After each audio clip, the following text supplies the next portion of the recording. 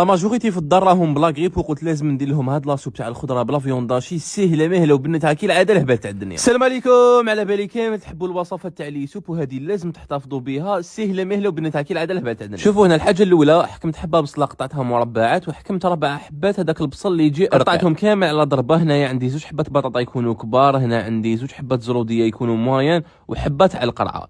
زدت لهم شويه تاع الكرافس وزوج سنه تاع الثوم، ونروح نجيب طنجرتي العجيبه اللي تكسرت لي وانا نصور في هذا الفيديو، نحط فيها مغرب كبيره تاع مارغرين ديما كي العاده حطينا بنا بزاف. هذا اللي سوب تاعنا شويه تاع زيت زيتون، نقلي كميه تاع الفيونداشي درت منها شويه من اللي كانت عندي، ونقليها مليح حتى وين تتحمر. بعدها نروح نضيف هذيك الخضره، نزيد نقليها مليح مليح، نضيف توابل ملح فلفل كحل شويه توم بودره بصل بودره، والانواع كامل تاع لي سوب ماشي مليح تكثروا فيهم بزاف توابل.